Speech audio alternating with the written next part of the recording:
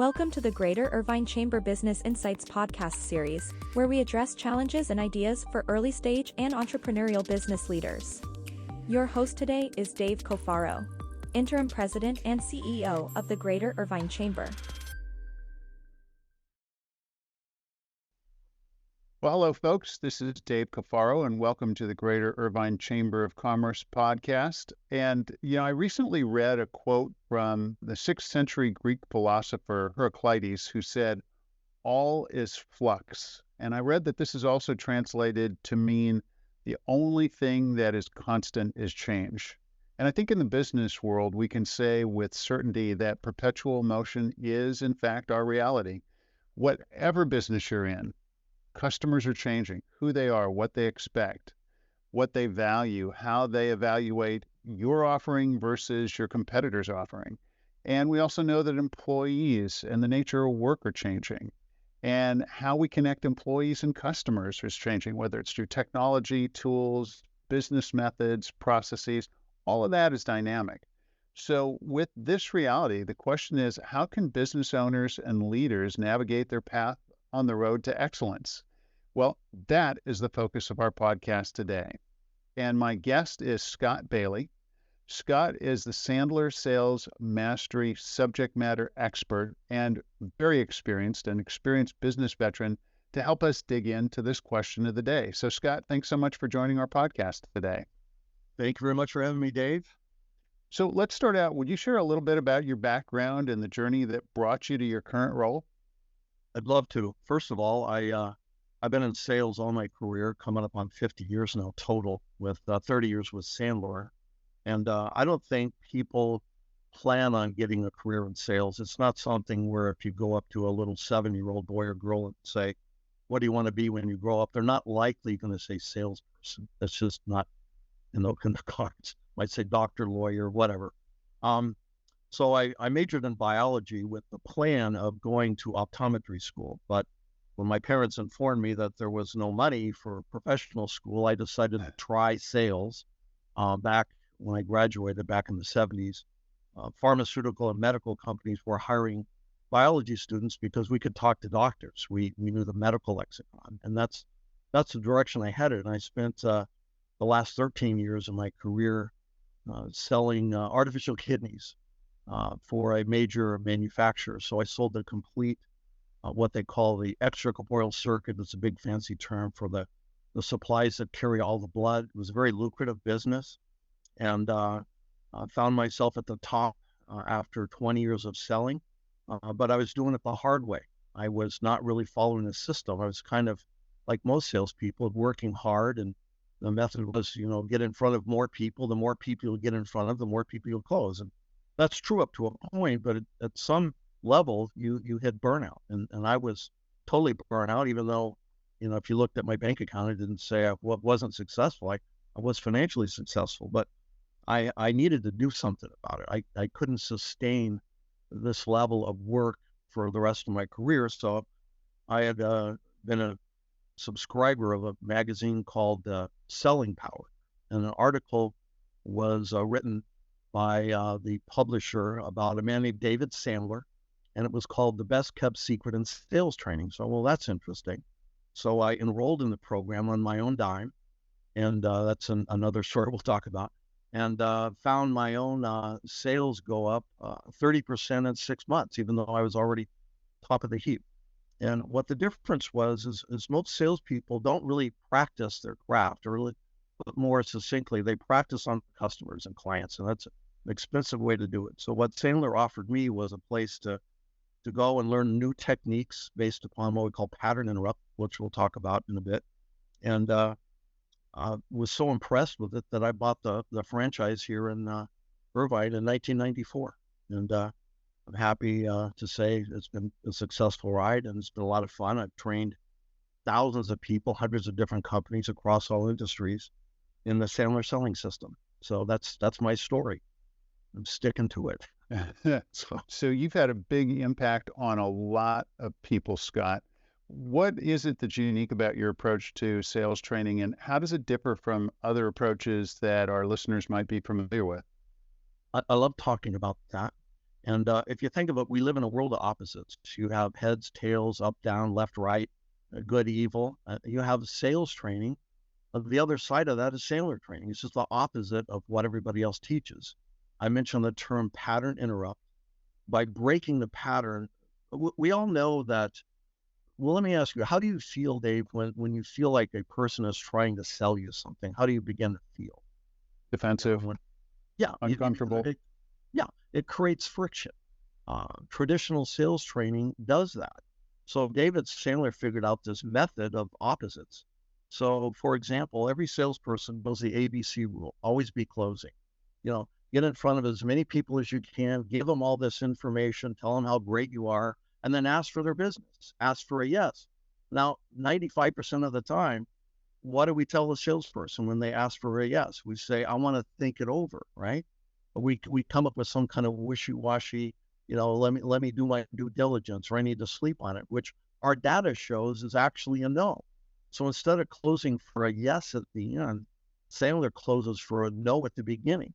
We have a terrific technique called the upfront contract, which is basically having an agreement with your prospect upfront.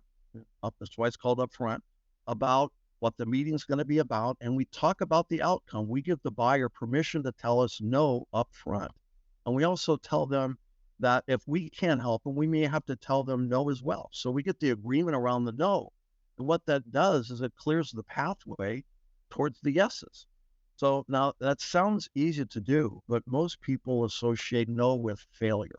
So we have to go through a retraining, and we have to be able to think of ourselves as being comfortable with no's, because if you're not, the system might not work for you. But every prospect knows a salesperson is going to try to close them. So when we come across with a different pattern, Dave, at the end of our meeting, we may determine we're not a fit here, and that's fine. We'll determine maybe somebody else I could help, or maybe I could refer you to somebody else. But let's just agree that it's very possible you and I may not have the right fit here, and that's fine. I get told no all day long, and I'm fine with that. So we get that agreement going up front. So that's one example of a pattern interrupt. Everything we teach is directly opposite of what I call traditional sales training, which is virtually everything else out there in the marketplace. So David Sandler discovered this system, and I tell people it's kind of like learning a new language. You go through steps. You take an elementary Sandler class, which we do here in 2 days at my training center near UC Irvine.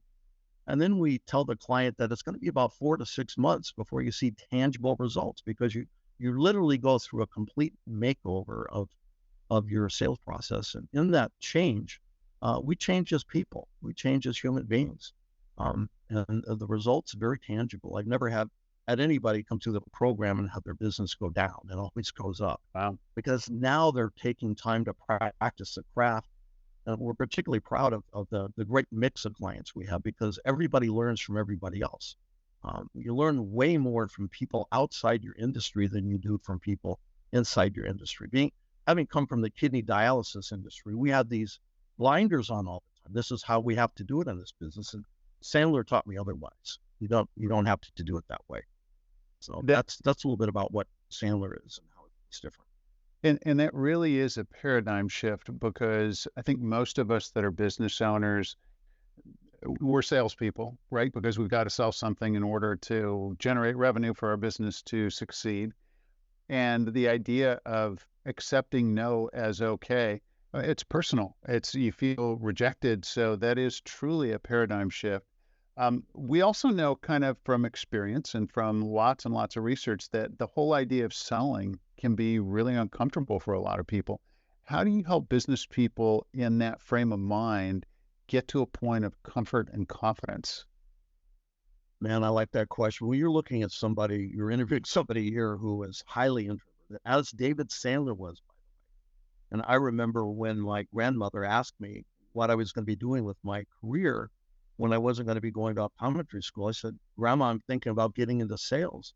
We didn't send you to college to become a salesperson.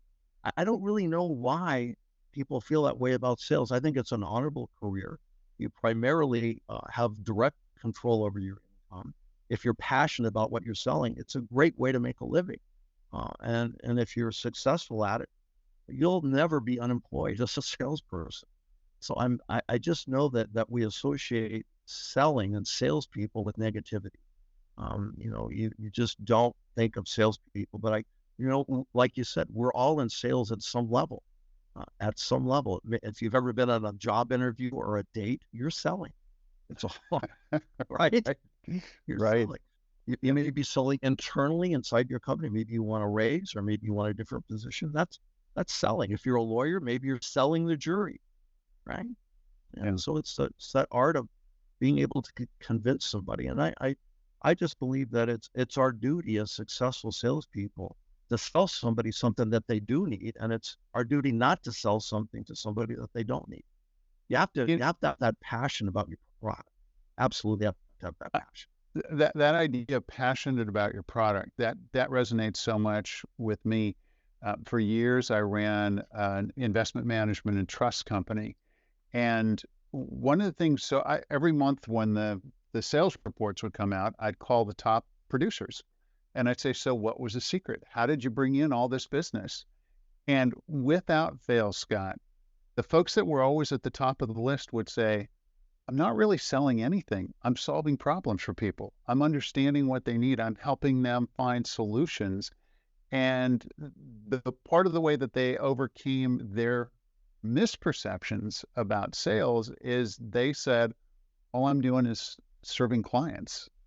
And so it was truly a mindset shift that I noticed between the top performers and the rest of the group. And I'm just guessing that these top performers were very good listeners. And I believe that listening is a skill that is really something that we need to refine.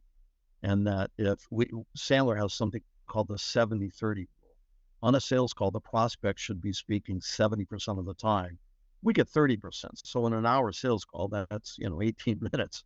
But when we're talking, we should be investigating. We should be gathering information, not dispensing it, because everybody feels validated when they're showing off how smart they are. And that typically comes across as product knowledge.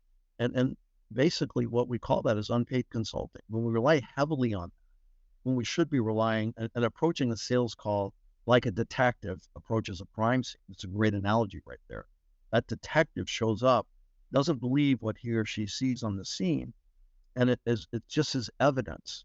And the purpose of every sales call, as I teach it, is just like a detective with the goal of getting to the truth. And that's the goal of every sales call, getting to the truth, finding out what the real problem is, and then being able to offer the value added product and service to solve those problems for people, and continue to grow that business with referrals, right? Yeah, that idea resonates so much with me. I think about our listeners, about our members of the chamber and the community, the business people, and just that notion of we don't have to go out and pitch. We have to go out and inquire. It's that art of inquiry and truly caring and listening. And the 70-30, I think, is a great guideline to be able to help us know the more we listen, the more we get the clues and cues along the way on how we can solve a problem, how we can resolve pain points, how we can, enhance somebody's lot in life, whatever that is, whatever your product is. Sandler uses the term pain, and most people don't really understand what pain is. They get surface pain. Pain is the gap that prospect feels where they're at now and where they want to be, and it's emotional. Pain is emotional. And Sandler has techniques to find that. Again, it's pattern interrupt. We have a sequence of questions that we teach called the pain funnel that takes the prospect from intellectual. Because when most prospects are always well, if you will, how's it going? Oh, we don't need it. Everything's okay. We know that if we're in front of a prospect, there's a reason why. I don't believe in accidents. If I'm sitting across the table from a prospect, there's a reason I'm sitting there. And my job is to, as a detective, to discover those pain points, as you say, find out if they can afford me, and find out if the decision-making process is in place. That's called the qualifying steps. Sandler calls it pain, budget, decision. When a prospect has those three elements, we're doing our job. If they can't afford you, or if they can't make a decision, these are all elements that help us to perhaps disqualify the prospect and say, hey, it's not a fit here. You may have pain, but if you can't afford to put in the time and money and effort to fix these pains, I can't help you. Right, right. So David Mattson, your CEO, has a book out called The Road to Excellence. And part of what caught my attention is his description of the blind spots that business people face. And so I'm curious from your perspective, Scott, what is the idea behind uncovering these blind spots? Let's talk about what a blind spot is. I guess if you know what a blind spot is, you don't have that blind spot. But, many years ago when I got in this business, I really needed to polish my public speaking skills. And I joined an organization called Toastmasters, which I highly recommend for anybody in business for a lot of reasons. If you want to get good at speaking, but also listening skills. But a Toastmaster, I didn't know I had a blind spot about ums and ahs. So when you go and you're speaking, it's easy to fall into this ah thing. And there's a person there with a little bell. And every time you give an or they ding this thing and you get cured. So it's an example of a blind spot. I didn't know that I did that when I was speaking. Instead of going or ah, you just don't say anything. But that's an example of a blind spot. But about 7 years ago, we recognized that the area that was solely underserved. Sandler is very, very well known in sales, sales force development, salesperson development, business owner development in the small to medium-sized market.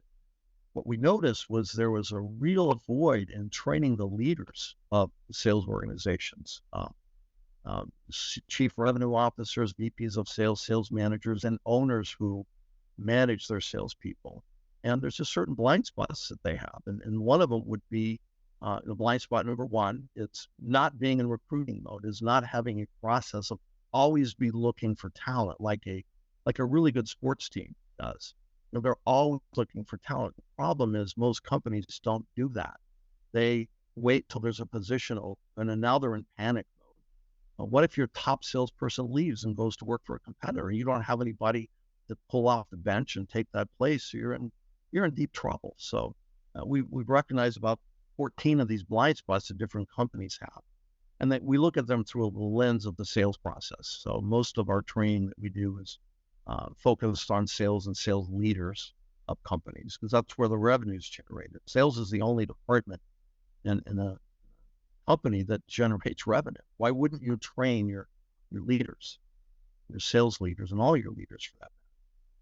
So let's dig deeper into this blind spot around not being in recruiting mode. Are you suggesting that even if I don't have a position open, I should still be out looking for talent and, for lack of a better term, building a pipeline? You're always doing that. You should always be looking for talent. This is how your company grows. You want to hire into the company you want to become. Where do we want to be a year, 3 years, 5 years from now? What's our talent pool going to look like? Yeah, that's one thing. You have to always be looking for the talent. And always, I say, how many salespeople would you hire if you knew they wouldn't fail? All of them, right? You're going to grow your company. So we should always be in recruiting mode, unless you're in a position you just have a lifestyle business and you don't want to grow. I think Right. you have to be in recruiting. Yeah. So that's the variation on what you were talking about, the old sales idea of always be closing. This one is actually always be recruiting, because you want to have that pipeline before you need it. And especially if you're a growing company, to just keep adding to your team. And I would say, most of the folks that I talk to through the chamber, a common challenge is recruiting. And I don't know this, you certainly would, Scott, but I think a big part of that is because it's reactive, not proactive. So what you're suggesting, yeah, is that, Be proactive, not reactive. That's exactly what we're saying. yeah, yeah. Another one that caught my attention, and I often see this in my consulting practice, is not training the management team. And so that just kind of stood out to me. What does that look like from your vantage point? Here's what companies do. This is very, very common. They take their number one salesperson and they promote him or her to the sales leader, okay, with no training at all. Management is different from selling. And when you're a sales manager, VP of sales, chief revenue officer, any of that stuff, you are now in the management game. And nobody trains these people. So not only did you promote somebody who's a top salesperson, you just lost your top salesperson. You put him or her in a management position. And our data show that approximately 80% of these people are never trained. So you're just really setting yourself up for failure when you don't do that. So we announced about 3 years ago our Sales Leader Growth Series program for sales leaders, and we address issues leaders and managers face that salespeople don't have to deal with. It's a different skill, completely different skill. Hiring, coaching, mentoring, training, all these things that leaders have to be involved in and they have to get good at. Somebody's got to work with these people. They need to have a place to go to get this kind of training. Vistage and some of these other accountability groups are very good at that, promoting that idea. That concept, I think, is true even beyond salespeople, right? We see it with engineers. They're a great engineer. They get promoted as software designer, developer. They get promoted and they have no training at all for that role. But just because they were a great individual contributor, they get promoted. So it's just dumb. It's just plain dumb when you think about it. It doesn't make any sense. It doesn't make sense, but we haven't helped leaders, managers come up with a better alternative. And that's where I think the training, the learning and development dimension comes in, is to say, okay, let's really start from what are the skills, the competencies required in a position, and then let's see who's actually the best fit, because it could be your top salesperson, your top engineer, your top, process person just doesn't have that right set of competencies for this job. And you actually do better recruiting somebody who doesn't have those skills, who has the ones that fit the job. They didn't come from engineering or from sales or from what have you. So it's that also is a paradigm shift. But I also believe that that's one of the reasons that disengagement is so high in many positions, is because we don't necessarily be clear or honest with ourselves as managers, as leaders, about what the right competencies are for the job. We just say, she's fantastic, let's promote her. And we're actually doing a disservice to her and to the company. I'm also a big believer in using assessments that would basically test for these competencies. Yeah, you're right. You have to know what those competencies are. And then we have to have a valid test or a profile, if you will. There's many of them out there. We have one. There's many good ones out there that you should put your managers through and your salespeople for that matter. But before you hire them, make sure that they have those skills. And if they don't, let's get to work on providing those skills for them. Yeah, wonderful point. So one more blind spot that I just love to hear your thoughts on from the book is not having any methodologies and systems. How does that show up in business, and what can managers do about that? Well, we see it in sales all the time. We ask a company, they typically invite us in when sales are down. They don't get up in the morning and say, I need some sales training. That doesn't work that way. There's a gap. And many of them just, they don't really know why they're successful. They have a sales team of 10 people. They have 3 of them that are highly successful, and maybe 3 that they ought to consider replacing. But they have no systematic approach. They don't train them. Other than product knowledge, most training is focused on, features and benefits of your product or service. But yeah, you need methods in the way you pay your bills, your inventory system, payroll, all that stuff. There's systems in place, but we look at our people differently. Why don't we have the same training provided for everybody, and they're all reading from the same playbook, right? That's really what it's about. And we can have a language and we can grow. There's huge advantages to having systems, because a system by definition is something that is proven to work over and over again. I tell my clients when they come in, I say, look, you don't have to prove that the Sandler selling system works. We've been around 50 years now. I've been doing it for 30. It works. And I ask that you come in with a little bit of faith, right? And just follow the system, even though it's going to feel very awkward for a while. It's like learning to write with your non-dominant hand. It doesn't feel comfortable for a while because we're going through this transformation. But I just say you gotta trust a little bit. So when we have a system, we have something that's predictable, something that's transferable. I mentioned it's proven. You have a huge advantage over to just winging it. I saw that myself with 6 months of Sandler training. I saw a 30% increase in my personal production, and I worked half as hard at it. I stopped working hard and I started working smart. Everybody knows how to work hard. That's easy. I mean, you know how to do that, but you know how to work smart. Do you have a systematic approach so that you know when you have a failure, you can go back and find out what you did differently. But more importantly, what worked. If you know what works, and you can go back and identify an element of a system, you can repeat it over and over again. That's what successful people do. They find out what works, and they continue to follow that process. And they don't break it. They trust it. Yeah, I heard you use the term playbook, Scott, and that resonates so much for me. You know, in some settings, we think, well, it is really important to have a playbook. I mean, can you imagine if you went to a play and they didn't have a script and choreography? It would be chaos. But we sort of forget in business that to avoid the "it depends" outcome, having a playbook, having a go-to-market model that's replicable, consistent, makes a difference. And you can often tell the businesses that have taken the time to design the choreography, the playbook, so that it's replicable, and those that haven't. So I'm glad that you brought that up, because I think that's so powerful for our listeners to just sort of noodle on and think, what does this mean in my business? And it's true for service businesses, product businesses, you name it. But I love that idea. I'm glad that you brought that up. So when you have your weekly meetings or whenever you get together, you talk about, you've got this common language now. What were the 3 pains the prospect had? Did they have a budget? What's the clear next step? Is there a call to action to get back together again, or do we abort? Do we move this prospect over to the no column? The faster we can get to the no, the shorter your selling cycle will be. You find yourself, you're going to get more no's, but what's going to surface more or more yeses when you have a systematic way of going about it that everybody is following and everybody can learn from each other, because it is transferable. What's the lesson you learned here? Oh, well, I could do that too.